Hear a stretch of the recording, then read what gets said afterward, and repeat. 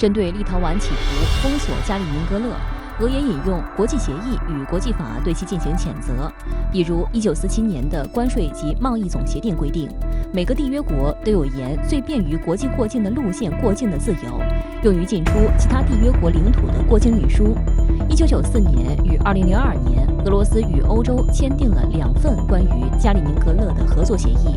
文件指出，欧盟负责出资建造多个该地区的基础设施项目，保障和促进进出加里宁格勒的货物贸易和人员流通，促进过境程序现代化。当时的法律规定的是，俄罗斯本土与加里宁格勒这个飞地之间的这个陆路连通的一些细节、技术性细节规定，这个欧盟，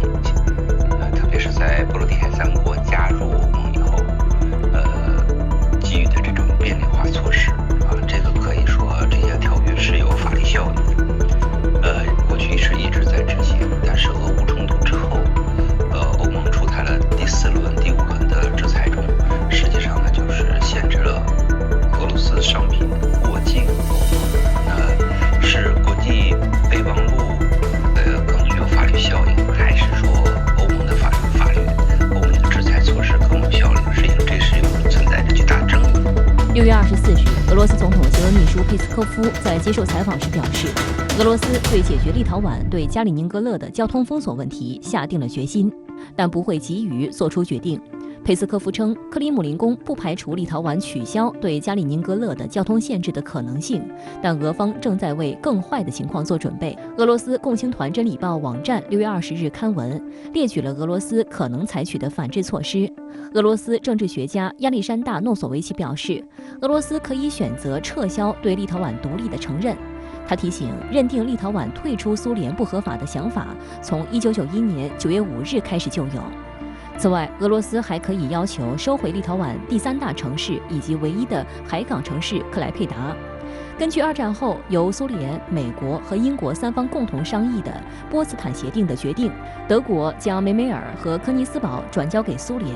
后来斯大林内部决定将科尼斯堡交给俄罗斯苏维埃联邦社会主义共和国，成为现在的加里宁格勒；将梅梅尔交给立陶宛苏维埃社会主义共和国，成为现在的克莱佩达。苏联解体是签署的别洛维日协议，确定了各个加盟共和国的边界划分和领土归属。张宏认为，俄方对立陶宛领土方面的反制手段，更多的还是一种宣示立场的外交表态。那别洛维日条约确认的就是各加盟共和国的领土是一种合法的边界。那么现在俄罗斯提出要把克莱佩达的问题再重新提出来，或者说甚至不承认这个立陶宛的这个独立等等这样一些说法。当然，这是俄罗斯一种情绪上的一种宣泄，也是俄罗斯遭遇这样一种所谓的外交上被侮辱或者说被轻视的这样一种激烈的反应。张宏认为，目前俄罗斯在西线与乌克兰的冲突依然激烈，这个时候再对立陶宛采取军事行动并不现实。但俄罗斯可以利用经济手段打击立陶宛，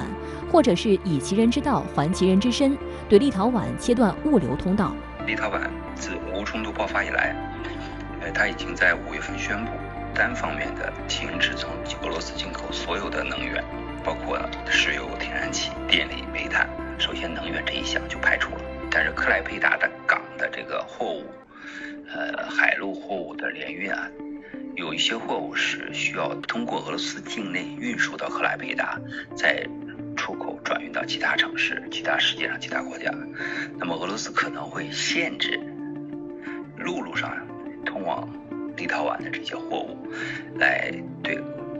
立陶宛做出一些经济上的惩罚。I had the opportunity to make clear the EU position that there is no such thing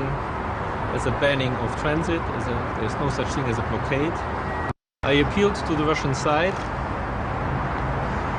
to remain cool-headed, not to escalate. 值得注意的是，俄罗斯的一系列强硬表态已经得到了欧盟方面的回应。欧盟外交及安全政策高级代表博雷利6月23日在记者会上说，欧盟不寻求对俄罗斯加里宁格勒地区实施封锁，并将审查其制裁方针，以避免封锁进出这块俄罗斯飞地的交通路线。为什么立陶宛点火，欧盟却着急灭火？因为欧盟承担不起背锅的代价。加里宁格勒位于欧盟和北约成员国立陶宛和波兰之间，到波兰首府华沙约为400公里，到德国首府柏林为600公里左右。俄罗斯部署在这里的核武器和常规导弹能够有效覆盖周边几乎所有的北约成员国。毫不夸张地说，这里就是俄罗斯插在北约的一根钉子。对于该地，俄方高层曾撂下过一句狠话：为了加里宁格勒的安全，俄方可以不惜打核战。张宏称，此次立陶宛对加里宁格勒搞禁运，本来就是欧盟对俄罗斯底线的一次试探，但看到俄罗斯方面反应激烈，欧盟立刻软化了态度，也就说明此次试探胜负已分，加里宁格勒的禁运问题有望通过外交手段解决。俄罗斯通过表达不满，向布鲁塞尔、向维尔纽斯传递这些强烈的不满，甚至是会有一些言语上的威胁。那这已经发挥到了它预期的作用。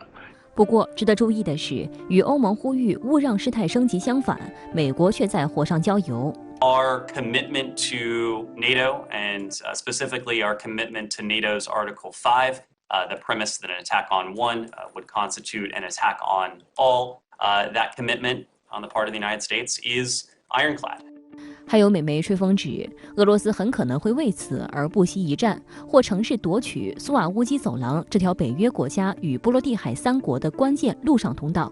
美不少议员都表态称，北约对保卫立陶宛的承诺牢不可破。不过，北约军方报纸《星条旗报》称，立陶宛惹怒俄罗斯或影响美军在东欧布局，暗示驻当地美军或会被卷入冲突。美国陆军将军罗伯特·杰斐逊甚至直接要求将立陶宛逐出北约。他认为，由于立陶宛对加里宁格勒实施封锁，可能面临第3次世界大战。为避免美俄爆发冲突，立陶宛在北约的权利应被终止。当然，美西方可能现在并不愿意在此时看到立陶宛又去挑动这样一个俄罗斯的神经，但是立陶宛他现在这么做了，美西方只能对他表示支持。当然，美国也可能利用立陶宛的这样一个举动，可能会未来继续的来怂恿他，或者是提供更多的援助。但是我觉得也正因为如此，如果立陶宛他的行为如果真的过火的话，那么美国很有可能也会包括对他的这个武器采购，包括对他的这样一个军事支持，可能也会采取一个比较消极负面的态度。所以我觉得这个也是双方博弈的一个过程。